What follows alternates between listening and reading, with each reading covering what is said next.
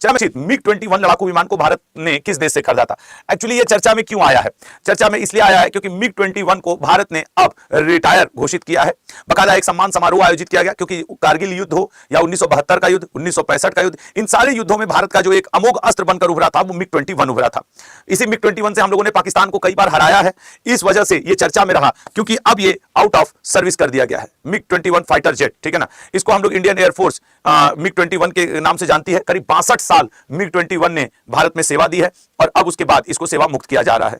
चंडीगढ़ वायु स्टेशन पे एक औपचारिक सम्मेलन किया गया, बैठक किया गया 1963 में। हम लोगों ने आफ्टर जब चाइना से 1962 में हुआ, 63 में इसे हम लोगों ने रूस से लिया और तब से इसको लगातार उपयोग में कर रहे थे। चूंकि अब टेक्नोलॉजी और अवेयर हो चुकी है, अब 1965-71 का युद्ध हो या 1999 का, मिग 21 ने भारत को जीत दिलाने में महत्वपूर्ण भूमिका निभाई थी। अब चूंकि टेक्नोलॉजी अपडेट हो रही है और अपडेट हो रही है, तो भारत के पास सुखोई 30 MKI, राफेल और तेजस LCA जैसे अत्याधुनिक और आधुनिक विमान है, ऐसे लड़ाकू विमान है। तो फिर ये सारी चीजें, तो ये वजह एक बना मिग 21 को रिटायर करने का। और आजकल के वर्षों में लगातार मिग 21 में क्या चल रहा था, दुर्घटना की भी बात सामने आ रही थी। तो आई होप आपको ये क्लियर हो गया होगा कि सर मिग 21 रिटायर कर दिया गया है। करीब 62 साल इसने भारतीय सेना में अपनी सेवा दी है। अगले क्वेश्चन पे आएंगे। वर्तमान में ये है भारत के मुख्य हथियार जिनसे भारत क्या कर रहा है, किन्हीं भी देश से। अब किन्हीं देश से क्या भारत का फंसता तो पाकिस्तान से है, चाहे कल रात का मैच हो चाहे अब हो, ठीक है ना। अगले पॉइंट पे आते हैं, नेक्स्ट पे जाते हैं। हाल ही में किसे कृषि मीडिया पुरस्कार 2025 प्रदान किया गया है? अमसी प्रसन्न कुमार को कृषि मीडिया पुरस्कार 2025 प्रदान किया गया है। अपने कार्यों के जरिए किसानों को, सोशल मीडिया और प्रिंट मीडिया के जरिए किसानों को फायदा पहुंचाने के लिए यह अवार्ड, कृषि मीडिया अवार्ड दिया गया है पत्रकार अमसी प्रसन्न कुमार को। इन्होंने अपनी पत्रकारिता में सबसे ज्यादा उन चीजों को शामिल किया जिसको देख करके किसानों को फायदा हो सके। तो इस बात के लिए ये देखो, मैसूर के हैं एमसी प्रसन्न कुमार जी, इनको होम्बले सहिता हरिणी कुमार पूर्व छात्र कृषि मीडिया पुरस्कार के लिए चुना गया है।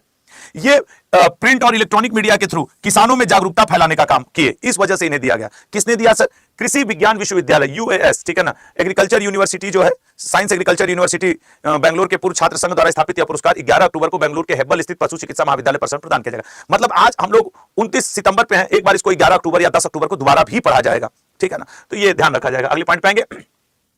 नेक्स्ट पॉइंट ये याद रखना, 139 लोगों को मिला है पद्म पुरस्कार, ठीक है ना। सर्वश्रेष्ठ माल सिंह झाकी पुरस्कार उत्तर प्रदेश, ये वाला यूपी SI वाले पेपर में आ सकता है। हमको तो पूरी उम्मीद है महाकुंभ और ये 15 अगस्त वाला जो आपका परेड है, इन सबसे क्वेश्चन रहेगा UPSI पेपर में। और 26 जनवरी। सार्जियो बुस्केटस किस खेल से संबंधित है जिन्होंने हाल ही में संन्यास की घोषणा की है? सार्जियो बुस्केटस सर ये फुटबॉल का प्रसिद्ध खिलाड़ी हुआ करता था। मुझे याद है 2010 में तो हम लोग बड़े छोटे थे, मतलब शुरुआत किए थे कुछ खेलों को देखने का। उस समय स्पेन की तरफ से खेलते थे और 2010 की जो विजेता टीम हुआ करती थी स्पेन की फुटबॉल फीफा वर्ल्ड कप की, उसके ये हिस्सा रहे थे। और ये बड़ा फेमस प्लेयर है भाई फुटबॉल, स्पेन की राष्ट्रीय टीम को बहुत ये समझ रहे 2010 वाला हमको लग रहा है सीन उठाया गया है। तो वर्तमान में 37 वर्षीय हैं और इन्होंने अपने करियर की शुरुआत बार्सिलोना क्लब के लिए भी किया था, ठीक है ना। तो ये सबसे तेज स्पेनिश प्लेयर है। सब इंपॉर्टेंट यही बनता है कि किस देश से खेलते थे, तो स्पेनिश प्लेयर है सर्जियो बुस्केटस, ठीक है ना। अगले पॉइंट पे आएंगे। अभी हाल फिलहाल में जितने लोग संन्यास लिए हैं ये उनकी एक लिस्ट है। नेक्स्ट पॉइंट पे आएंगे। भारतीय वनस्पति सर्वेक्षण, देखो चूंकि आज मंडे है तो नंबर ऑफ क्वेश्चंस ज्यादा हैं, तो इसलिए आज तो हम 8 बजे लाइव भी आ गए, लेकिन साथ ही साथ इनको जल्दी जल्दी कवर भी करना होगा। 20+ आज क्वेश्चन आपको मिलेंगे, क्योंकि सैटरडे संडे दोनों दिन के न्यूज आज होते हैं। भारतीय वनस्पति सर्वेक्षण के पहले कवक विज्ञानी निदेशक किसे बनाया गया है? पहला कवक विज्ञानी निदेशक किसे बनाया गया है? तो सर पहला कवक विज्ञानी निदेशक बनाया गया है कड़ाद दास को, भारतीय वनस्पति सर्वेक्षण का कवक विज्ञानी निदेशक। ये है आपके कड़ाद दास जी, जिन्हें अध्यक्ष बनाया गया है भारतीय वनस्पति सर्वेक्षण का, पहला कवक विज्ञानी अध्यक्ष। और ये ऐसे पहले साइंटिस्ट बने हैं जिनको ये नियुक्त किया गया है, ठीक है ना। तो भारतीय वनस्पति सर्वेक्षण के 13वें निदेशक ये बने हैं, 13वें निदेशक। ये एक पॉइंट इसमें इंपॉर्टेंट बनेगा। ये नियुक्त कौन करता है सर? पर्यावरण वन और जलवायु मंत्रालय के अधीन भारतीय वनस्पति सर्वेक्षण कार्य करता है और वही अपने निदेशक को नियुक्त करता है। तो कड़ाद दास जी को याद रखेंगे कि BSI भारतीय वनस्पति सर्वेक्षण के नए अध्यक्ष हैं, 13वें नंबर के अध्यक्ष हैं। अगले पॉइंट पाएंगे। भारत ने निम्न में से किस स्थान को संयुक्त राष्ट्र AI उत्कृष्टता केंद्र के रूप में नामित किया है? कि मतलब कि हम अपने AI का जो सेंटर बना रहे हैं सबसे उत्कृष्ट, वो कहां बनाएंगे? IIT मद्रास में। हालांकि अभी कुछ दिन पहले की बात है, हम आप करंट में पढ़े भी थे कि IIT मद्रास में AI के ऊपर भारत एक बैठक कर रहा है। उसी बैठक में Indian institute of technology Madras को संयुक्त राष्ट्र AI उत्कृष्टता केंद्र के रूप में नामित किया गया है। कि 80वीं, जो S कृष्णन ने बताया कि न्यूयॉर्क में 80वीं संयुक्त राष्ट्र महासभा में इस नामांकन की घोषणा की गई है। Actually United nation general assembly, संयुक्त राष्ट्र महासभा की सितंबर के 3rd ट्यूसडे को, हर वर्ष सितंबर के 3rd ट्यूसडे को बैठक होती है। तो इस बार जो बैठक हुई वो नंबर रहा 80वां, और वो बैठक की जगह फिक्स है न्यूयॉर्क। ये भी कभी कभी आपसे स्टैटिक में पूछ देता है कि UNGA United nation general assembly की बैठक कब होती है? एवरी सितंबर 3rd ट्यूसडे, फिक्स डेट, ठीक है ना। वो जिस भी दिन को पड़ जाए। तो वहां पे बताया गया कि भाई IIT मद्रास को AI के लिए संयुक्त राष्ट्र उत्कृष्टता केंद्र के रूप में नामित किया गया है। तो ये भारत के लिए अच्छा है। भारत का पहला डुगोंग संरक्षण रिजर्व किस राज्य में? डुगोंग क्या है? डुगोंग एक समुद्री गाय है। तमिलनाडु में इसके लिए संरक्षण केंद्र की स्थापना की गई थी। पिछले वर्ष का यह न्यूज है कि उस समय यह क्वेश्चन था कि भारत का पहला डुगोंग संरक्षण रिजर्व किस राज्य में स्थापित किया जा रहा है? तमिलनाडु में। आज का यह क्वेश्चन है कि भारत का पहला डुगोंग संरक्षण रिजर्व किस राज्य में स्थित है जिसे IUCN से मान्यता प्राप्त हुई है? ठीक है ना। तो ये IUCN से मान्यता पूछता रहता है कि IUCN से मान्यता प्राप्त हुई है, तो IUCN से मान्यता प्राप्त हुई है आपके तमिलनाडु के डुगोंग। डुगोंग इसको समुद्री गाय के संदर्भ के तौर पे देखा जाता है। ठीक है ना, ये उनके डुगोंग समुद्री गाय के संदर्भ के तौर पे देखा जाता है। तो ये देखने वाली बात होगी। अब एक स्टूडेंट कह रहे हैं कि सर सोनम वांगचुक जी के साथ सही नहीं हो रहा है। यार देखो, सोनम वांगचुक जी के साथ सही नहीं हो रहा है या सही हो रहा है यह तो मैं नहीं कह सकता, लेकिन पहले दृष्टि में देखने में तो एक आम नागरिक के तौर पे अपने आप को यही लगता है कि लद्दाख के लोग परेशान हो रहे हैं, लद्दाख के लोग परेशान हो रहे हैं। और सोनम वांगचुक जी चूंकि वही आमरण अनशन पे बैठे हुए थे, तो एक चीज होती है ना कि अगर कोई जीतता है तो जीत का श्रेय भी कप्तान को दिया जाता है, और अगर टीम हारती है तो उसका भी श्रेय। तो लद्दाख का जो सब कुछ चल रहा था स्टेटस की हम पूर्ण राज्य का दर्जा लें और भी बहुत सारी चीजें, उसमें सोनम वांगचुक जी लीड कर रहे थे। और दुखद रहा कि उसमें कुछ लोगों की मृत्यु हो गई, भगदड़ में कई लोग घायल हो गए। तो वो कहीं ना कहीं बात वहां तक तो पहुंचेगी ही सोनम वांगचुक जी तक। तो अब इस पे तो सरकार और माननीय न्यायालय ही निर्णय लेगी, इसमें हम आप क्या कर सकते हैं? हम आप सिर्फ एक आम नागरिक की तरह इस चीज को अपने पॉइंट ऑफ व्यू से सोच और समझ सकते हैं। अब ये न्यायालय के हिस्से में गया है, न्यायालय जरूर सही निर्णय लेगी, न्यायालय में तो भरोसा है ही। ठीक है ना। खैर, तो हम लोगों का IUCN के ऊपर हम लोग बात कर रहे थे। अंतर्राष्ट्रीय प्राकृतिक संरक्षण संघ जो तमिलनाडु के पाक खाड़ी में मौजूद है, डुगोंग संरक्षण केंद्र को मान्यता दी गई है। ठीक है ना। ये 12,250 हेक्टेयर समुद्री घास के मैदान है जो डुगोंग के लिए महत्वपूर्ण है। ठीक है ना। अगले पॉइंट पे आएंगे। भारत का पहला केंद्रीय उत्तक बैंक निम्न में से किस शहर में शुरू किया गया है? सेंट्रल टिश्यू बैंक बताएगा भारत का पहला सेंट्रल टिश्यू बैंक। ठीक है ना। तो ये ए ऑप्शन दिल्ली में, ये ऑप्शन दिल्ली में। ठीक है, बिल्कुल। एक स्टूडेंट कह रहे हैं सर एशिया कप के ऊपर 10 मिनट शो होना चाहिए। हाँ, होना चाहिए बिल्कुल। तो ठीक है, एशिया कप के ऊपर 10 मिनट शो शाम को आज कर लेते हैं, शाम को कर लेते हैं एशिया कप के ऊपर 10 मिनट शो, क्योंकि अब सिर्फ इतना ही तो उसमें क्वेश्चन नहीं बनेगा ना कि एशिया कप किसने जीता। 36 प्रकार के उसमें क्वेश्चन बनेंगे। पहली बार कब शुरू हुआ था, भारत कितनी बार मतलब जीता है, या फिर उसके इस समय क्या कहता है मैन ऑफ द सीरीज कौन रहा, मैन ऑफ द मैच कौन रहा, बेस्ट बॉलर किसे घोषित किया गया। एक क्वेश्चन तो बनेगा चूंकि भारत ने पाकिस्तान को हराया है। तो आज शाम को कर लिया जाएगा एशिया कप। थोड़ा मुझे टाइम दो यार, रात के 1-1:30 बजे तक तो तुम देखे कि नौटंकी चलती रही पाकिस्तानियों की। मोहसिन नकवी कप देने पड़ा हुआ था, हम ही देंगे तो देंगे, फिर भारतीय टीम ने इनकार कर दिया कि नहीं हम मोहसिन नकवी के हाथ से नहीं लेंगे कप। तो वो अपने हिस्से की बात है। 2026 में आयोजित होने वाले 23वें फीफा विश्व कप के शुभंकर में निम्न में से कौन शामिल नहीं है? विली, क्लच, जायू या मैपल? तो 2026 में सर विली ये शामिल नहीं है, बाकी ये आपके मैपल, जायू और क्लच ये मोस्ट इंपॉर्टेंट बनेगा। ठीक है ना। अब तुम लोग इसको याद रखने के लिए MZC EUH ऊ, अगर हम लोग अगर ये देखें क्लच, जायू, मैपल, तो एक सेकंड कुछ कोड टाइप का बना लिया जाए। 1 2 3 1 9, तो यहां से E ले लेते हैं, यहां से U ले लेते हैं, यहां से H ले लेते हैं, EUH। ये अरे यार कुछ तो हूं बना लो, कुछ तो बनाना ही पड़ेगा, नहीं तो ये है बड़े इंपॉर्टेंट।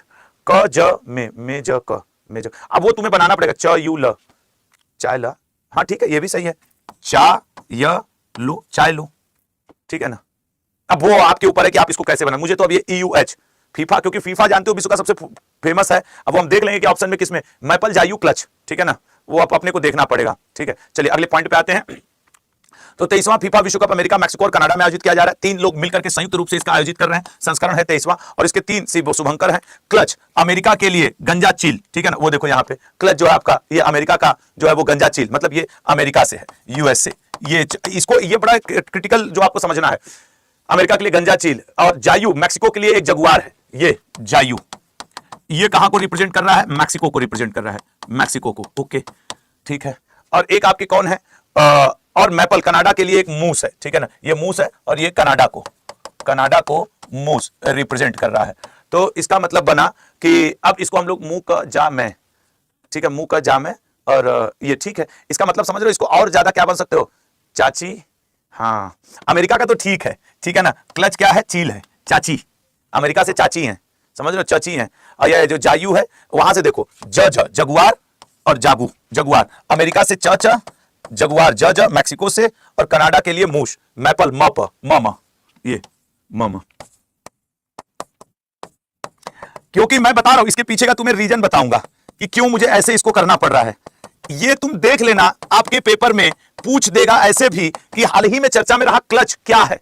तो अब तुमको क्लच, अमेरिका का एक गंजा चील जो उसका राष्ट्रीय पक्षी भी है वो, तो अमेरिका चच जज मम। ठीक है ना। तो अब वो याद रखना पड़ेगा। अब ये आपके ऊपर है कि आप इसको किस तरीके से क्लच, जायू और मैपल को याद रखते हैं। अब ये आपके टोटली आपके ऊपर डिपेंड करेगा भाई, ठीक है ना। अमेरिका से चाची है ऐसे याद रखना, जबकि मैक्सिको से जज है और कनाडा से मॉम है, मैम है, मैम मॉम वहां से क्या रहेंगी, मैम।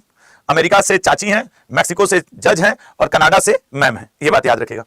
अगले अगले पॉइंट पे आते हैं। अच्छा, आप लोग को शायद ना पता हो, ये आप मतलब मैं आपको ऐसे जानकारी के लिए बता रहा हूं, मैम शब्द से याद आया, भारत की जो चीजें हैं ना उनको फॉलो किया करो। अब आप कहोगे अचानक से सर आपको ये बात क्यों याद आ रही है, वो ये इसलिए याद आ रही है, ये जो मैम, मैडम, औरत, ये सब जो वर्ड है ना, जैसे औरत वर्ड को तुम आज गूगल करना, जितने लोग मुझे देख रहे हो, मैंने कहीं सुना, मुझे बड़ा अजीब लगा, लेकिन मैंने कहा कि एक बार जरा देखते हैं, गूगल करना। औरत वर्ड का मतलब, ये एक अरबी शब्द है औरत। ये मैम मैडम से मुझे इस बात की चर्चा याद आ गई कि अरबी शब्द है और इसका मतलब ना, मतलब गुप्तांग या आपके गंदा या फिर कुछ ऐसा होता है, निगेटिव सेंस में चला जाता है शरीर के अंगों पे। अब तुम सोचो कि जिस शब्द का मतलब ही गुप्तांग हो या फिर योनिनांग हो या यौवन हो, इस तरीके से आज आप गूगल करके पढ़िएगा। और हम लोग उस अरबी भाषा को अपना लिए। हम लोगों ने हिंदी में जब वैदिक युग चल रहा था तो महिला वर्ड, देवी, आपके क्या देवी वर्ड, ये चला करता था। अब हम लोग आज कहते हैं ये औरत है, ये औरत है। अब गलत है। अब जब चीजें पता चल जाए तो उनको रिप्लेस करना चाहिए। क्या औरत, अब औरत वर्ड को रिप्लेस करते हैं, शुरू करते हैं स्त्री कहना, महिला कहना या देवी कहना है। तो मैं तो अब इस चीज को इग्नोर ही अब मार दूंगा। अब आप सर्च करना आज आप लोगों में से जिनको औरत शब्द का मतलब, गूगल पे जाके औरत का मतलब क्या होता है, अब वो आ जाएगा कि अरबी भाषा में औरत का मतलब ये होता है। अब वही हम लोग बोलते हैं। मुझे बड़ा अफसोस हुआ इस बात का कि जब मुझे पता चला और मैंने कभी किसी को कुछ बोला हो तो, मतलब कमजोर से वर्णन है वहां पे औरत शब्द का। चलेगा, लज्जा, कमजोर, ऐसे ये सारे शब्द हैं और भी बहुत सारे शब्द हैं, मैं क्लास में उनके बारे में जिक्र नहीं करना चाहता। The loneliness of Sonia and Sunny किसके द्वारा लिखी गई, जिसे बुकर पुरस्कार के लिए नॉमिनेट किया गया है। The loneliness of Sonia and Sunny, sir ये लिखा गया है किरण देसाई के द्वारा। बहुत बड़ी न्यूज है ये, ठीक है ना। किरण देसाई द्वारा लिखित the loneliness of Sonia and Sunny को बुकर प्राइज के लिए नॉमिनेट किया गया है, न कि विनर घोषित किया गया है, ठीक है ना। ये 53 वर्षीय किरण देसाई एक उपन्यासकार है। इनकी किताब द इनहेरिटेंस ऑफ लॉस हम लोग के एग्जाम में अक्सर पूछा करता है, ठीक है ना। पहली बार पुरस्कार जीता था। अब वे नवीनतम उपन्यास the loneliness of Sonia and Sunny के लिए 2025 के पुरस्कार के लिए नॉमिनेट हुई है। तो जो बुक एंड ऑथर वाला सेक्शन होता है उसमें ये क्वेश्चन पूछ सकता है, ठीक है ना। अगले पॉइंट पे आ रहे हैं। तो ये बात ये होगा कि अगर ये इस पुरस्कार को जीत लेती हैं तो किरण देसाई एकमात्र भारतीय हैं जो 6 लेखकों में शॉर्टलिस्ट की गई हैं। अगर वो इसको जीत लेती हैं तो इतिहास में 2 बार यह पुरस्कार जीतने वाली केवल 5वीं लेखिका बन जाएंगी, ठीक है ना। यात्रा, और ये जो सोनिया और सनी नाम के 2 भारतीय प्रवासियों की कहानी है जो उनकी यात्रा को दर्शाती है, ठीक है ना। एक ट्रेन में उनकी मुलाकात, भारत में एक ट्रेन के दौरान मुलाकात होती है और फिर वो महाद्वीपों में फैल जाती है, ठीक है ना। अब सोचो कि ऐसी जो तुम लोग के लाइफ में नॉर्मल घटनाएं चलती हैं, उन घटनाओं पे लोग किताब लिख करके बुकर प्राइज हासिल करते हैं। अब ट्रेन में किसी से परिचय हुआ, उसी को अच्छे शब्दों में पिरो करके लिखा गया और वो बुकर प्राइज के लिए गया। तो पता है जीवन के ना बड़े छोटे छोटे चीजों में बहुत बड़ी बड़ी बातें छुपी होती हैं, बट हम लोग उसको नहीं रिकॉग्नाइज कर पाते हैं, और जो रिकॉग्नाइज कर लेता है वो बुकर प्राइज के लिए पहुंच जाता है। अब सोचो इस किताब में क्या लिखा है कि भारत में एक ट्रेन में सोनिया और सनी नाम के एक लड़के और लड़की मिले, फिर वो दोनों 90 के दशक में एक अचानक उनकी मुलाकात हुई और फिर वो कई महाद्वीपों में घूमे। शायद तुमको दे दिया जाए तो तुम किताब पढ़ो भी ना कि भाई किताब बैठ के पढ़ेंगे, लेकिन आज ये बुकर प्राइज के लिए है, ठीक है ना। चलो अगले पॉइंट पे आते हैं। एक को लिख रहा है कल पाकिस्तान जीत गया, क्या मारेंगे, सही नहीं हो जाओगे, पाकिस्तान जीतेगा। भारत से अभी तक 5 लोग बुकर प्राइज जीत चुके हैं। वीएस नायपाल, उनकी किताब है in a free state. Salman Rushdie, उनकी किताब है midnight children. Arundhati Roy, the god of small thing. Kiran Desai, the inheritance of loss. और Aravind Adiga ji, the white tiger. अगले पॉइंट पाएंगे, विश्व रेबीज दिवस। रेबीज कुत्ते के काटने से, बंदर के काटने से, गधे के काटने से, इन सब जानवरों काटने से रेबीज फैलता है। रेबीज 28 सितंबर को मनाया जाता है, रेबीज दिवस। रेबीज जो है एक रैप्डो नाम का वायरस होता है। किस नाम का वायरस सर, रैप्डो वायरस। इस रैप्डो वायरस के काटने की वजह से, मतलब शरीर में फैलने की वजह से रेबीज नामक रोग फैलता है, रैप्डो वायरस। तो ये एक वायरल डिजीज है रेबीज, ठीक है ना। तो इसको भी थोड़ा सा याद रखेगा कि ये कैसी डिजीज है सर, तो आपके एक वायरल डिजीज है। अगले पे आते हैं,